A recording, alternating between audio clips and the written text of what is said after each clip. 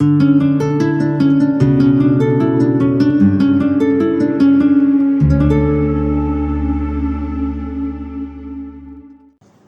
में आप सबकी सलामती हो बच्चों।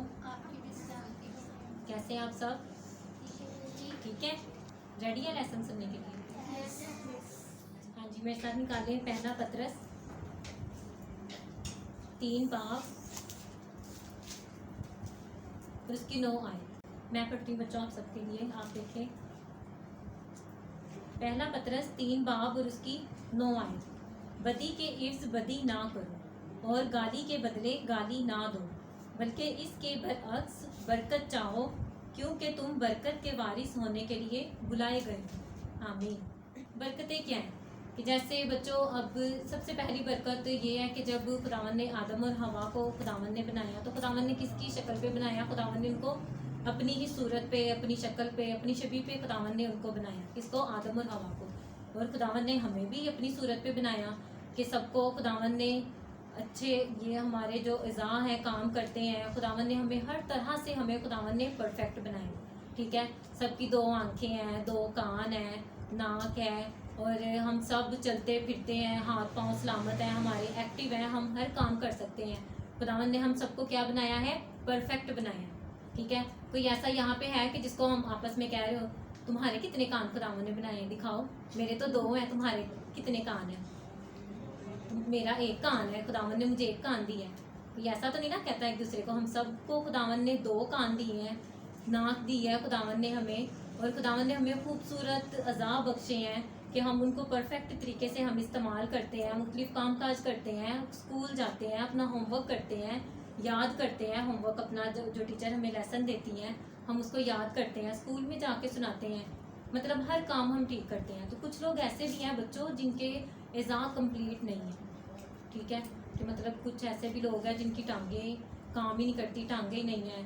उनको उनके पेरेंट्स या बहन भाई या कोई भी उनके जानने वाले उनको उठा के इधर उधर लेकर जाते हैं। ठीक है, उनको बहुत मुश्किल होती है इन तमाम प्रोसेस में।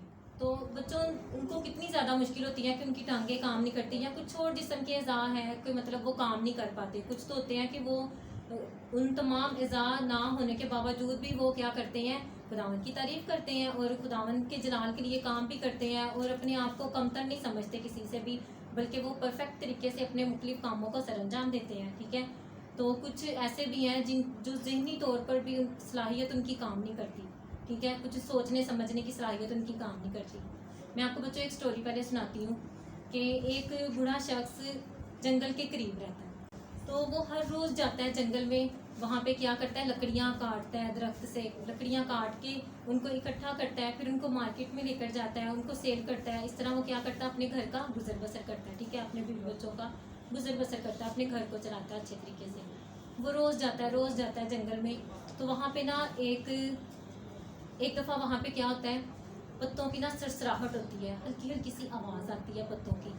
तो वो ना शख्स वहाँ पे ना डर जाता है कि ये यहाँ पे क्या है, वो खौफज़दा हो जाता है। तो वहाँ से पता क्या निकलते हैं? एक टाइगर वहाँ से आता है, उन पत्तों के पीछे से टाइगर आता है। तो वो ना इतना ज़्यादा खौफज़दा हो जाता है कि अब ये मुझे खा जाएगा, अब ये मेरे साथ क्या सलूक करेगा, इतना ज़्यादा वो खौफज़दा हो जाता है। लेकिन वो टाइगर क्या करता है? उसको तसल्ली देता है, उसको कहता है तुम टेंशन ना लो, मैं तुम्हें कोई भी नुकसान नहीं पहुँचाऊँगा। ठीक है, क्या वो करता है टाइगर? तसल्ली देता है कि मैं तुम्हें कोई भी नुकसान नहीं पहुंचाऊंगा, मैं तुम्हें रोज़ देखता हूँ कि तुम यहाँ पर आते हो, लकड़ियाँ काटते हो, मैं तुम्हें देखता हूँ कि तुम खूब मेहनत करते हो। वो उससे खुश होते हैं। इस तरह ही आपस में बातचीत करते करते उनकी आपस में ना दोस्ती हो जाती है। वो रोज़ एक दूसरे को मिलते हैं, बातचीत करते हैं आपस में। तो एक दफ़ा क्या होता है? वो लकड़हारा क्या करता है? काम करके ना आराम से बैठा होता है, टाइगर भी उसके पास आके ना बैठ जाता है। तो वो टाइगर क्या करता है? उसकी टांगों पे ना अपना सर रख के लेट जाता है। ठीक है, आधा वो उसकी टांगों पे होता है। तो वो क्या करता है? शख्स उसके ऊपर ना ऐसे, उसके ना स्किन के ऊपर ऐसे ऐसे उसको कर रहा होता है, सॉफ्ट सॉफ्ट उसकी ना स्किन होती है, उसको बड़ा मज़ा आ रहा होता है, ऐसे ऐसे उसकी ना स्किन के ऊपर कर रहा होता है, उसको बड़ा मज़ा आता है। तो वो ना बाज़ होता है ना, हम किसी टाइम पे ना बहुत ज़्यादा मूड में होते हैं, फिर अपनी खुशी से कुछ भी ऐसी बात करते हैं कि अगले बंदे को भी अच्छा लगे, हम खुशी से ऐसे मूड में होते हैं बाज़ का। तो वो टाइगर बड़े मूड में था उस दिन। तो उसने ना, टाइगर ने क्या उसको कहा, उससे ना मुख्तलिफ सवाल करने लगा टाइगर उसको कहता कि तुम मुझे बताओ कि मेरी स्किन कितनी अच्छी है, कितनी नरम है। वो कहता हाँ यकीनन तुम्हारी स्किन बहुत अच्छी है। वो उसकी तारीफ करता है, ठीक है। फिर क्या होता है कि वो उसको कहता है कि तुम मुझे मेरी आंखों में देखो, मेरी आंखें कितनी प्यारी हैं, मैं कितना खूबसूरत हूँ। वो टाइगर उसको कहता है। तो वो शख्स कहता है हाँ यकीनन तुम खूबसूरत हो। फिर वो उसको एक और सवाल करता है, कहता है कि मैं बहादुर हूँ ना, तुम मुझे देखो मैं बहादुर हूँ कि नहीं। वो उसकी फिर तारीफ करता है, कहता हाँ यकीनन तुम बहादुर हो, तुम बहुत अच्छे हो। लेकिन फिर वो शख्स ना, वो जो लकड़हारा है, वो उसको कहता है तुम में एक चीज़ की कमी है। वो कहता है तुम में एक चीज़ की कमी है कि तुम्हारे पास से ना बहुत स्मेल आती है। वो टाइगर को ऐसे कह देता है, कहता है तुमसे बहुत ज़्यादा स्मेल, बहुत ज़्यादा बदबू आती है। तुम ना ऐसा किया करो, तुम मेरी टांगों पे ना लेटा करो, मेरे घर वाले फिर मुझे ना घर में दाखिल नहीं होने देंगे। वो उसको ऐसे कहता है टाइगर को। तो उस टाइगर क्या करता है, कुछ भी नहीं बोलता, चुप करके क्या करता है, वो वहाँ से हटता है थोड़ी देर के लिए। फिर वो वापस आता है उस लकड़हारे के पास। क्या करता है वो, वापस आता है लकड़हारे के पास। वो क्या करता है, लकड़हारे का कुल्हाड़ा पकड़ता है, कुल्हाड़ा उसको पकड़ता है। फिर वो ना लकड़हारे को पकड़ा देता है कि ये पकड़ो तुम कुल्हाड़ा। और फिर वो क्या करता है, उसको कहता है कि तुम ना ये मेरी कमर पे मारो, और इस तरह ज़ोर से मारना तुम मेरी कमर पे कि ये ज़्यादा मुझे ज़ख्म लगे। वो डरता है कि अब ये मुझे नुकसान पहुंचाएगा, ये ऐसे कर रहा है कि ऐसे मुझे कह रहा है। वो डरता है ऐसा करने से, लेकिन फिर भी वो शख्स क्या करता है, वो उसके बहुत ज़्यादा कहने पे ना वो उसकी कमर पे ना वो कुल्हाड़ा मारता है। क्या करता है, वो कुल्हाड़ा मारता है उसके। वो इतना गहरा जख्म हो जाता है, उसके खून निकलना शुरू हो जाता है, बहुत ज़्यादा गहरा जख्म हो जाता है। वो फिर भी कुछ भी नहीं टाइगर कहता, वहाँ से चुप करके क्या करता है, वो चला जाता है, चला जाता है। फिर वो क्या करता है, कुछ दिनों बाद वो वापस आता है उस शख्स के पास। उसको कहता है कि ये तुमने ना मेरी कमर पे जो मारा था ना, जो कुल्हाड़ा मारा था, इसको देखो ये जख्म को। वो उसके सारे बदन पे, उसके जिस्म पे देखता है वो कि इसकी बॉडी पे तो कोई भी निशान नहीं है। वो उसको कहता है कि यहाँ पे तो कोई भी निशान नहीं है, कोई जख्म का निशान नहीं है। तो वो फिर टाइगर उसको क्या कहता है, ये गौर से सुनना बात बच्चा। तो वो टाइगर उसको क्या कहता है कि ये देखो जो तुमने ये कुल्हाड़े से मेरी कमर पे मारा था, ये जख्म देखो अब ये बिल्कुल ठीक हो गया, बिल्कुल मेरी कमर क्या है अब परफेक्ट है, बिल्कुल साथ इसके जुड़ चुकी है स्किन मेरी, बिल्कुल ठीक हो गया है। लेकिन जो तुमने मेरे लिए अल्फाज बोले थे, तुमने मुझे कहा था कि तुमसे बहुत ज़्यादा बदबू आती है, मेरे पास ना आया करो, ये अल्फाजों ने मुझे क्या किया है, बहुत ज़्यादा गहरी चोट लगाई है। क्या किया उसने, गहरी चोट लगाई है। तो इस स्टोरी से बच्चों हमने क्या सीखा है कि जो हमें चोट लगती है, किसी भी तरह से हम गिरते हैं या कुछ भी हमें चोट लगती है, वो क्या होती है, कुछ दिनों के बाद वो क्या होता है, बिल्कुल वो जख्म ठीक हो जाता है। तो लेकिन जो हम अपने मुंह से अल्फाज ऐसे निकालते हैं कि दूसरों के लिए वो नुकसान का बाइस अगर बनते हैं, तो क्या ये अच्छी बात है, बिल्कुल भी नहीं। क्योंकि जब हम दूसरों के लिए जब हम बोलते हैं तो हमें क्या करना चाहिए, हमें बिल्कुल ये चीज़ सोचनी चाहिए, सोच के समझ के हम बोलें कि हम दूसरों को पसंद आए, दूसरों के लिए हम अच्छे बने, उनके फ़ायदे के लिए हम बोलें, ठीक है। जैसे ये मैंने स्टार्टिंग में आपको बताया कि खुदावंद ने सबसे पहली बरकत हमें क्या दी है कि हमें अपनी सूरत पे बनाया है, हमें अपनी शबी पे बनाया है, अपनी शक्ल सूरत पे हमें बनाई है। खुदावंद ने हमें ब्लेसिंग बख्शी है ना। तो इसके अलावा खुदावंद ने हमें ब्लेसिंग दी है कि हमें अच्छे पेरेंट्स खुदावंद ने दिए हैं कि वो हमारी केयर करते हैं, हमें अच्छा घर दिया है, हम अच्छे कपड़े पहनते हैं, अच्छा खाते पीते हैं। ये सारी ब्लेसिंग खुदावंद ने हमें दी है। और सबसे बड़ी ब्लेसिंग क्या है इसमें कि खुदावंद हमारे साथ है। क्या है, खुदावंद हमारे पास क्या है, खुदावंद है। सबसे बड़ी ब्लेसिंग हमारे लिए क्या है, खुदावंद ने जब मौजज़ात किए थे, ये इसमें पढ़ते हैं, अभी भी खुदावंद मौजज़ात करता है और खुदावंद हमेशा मौजज़ात करने की कुदरत रखता है।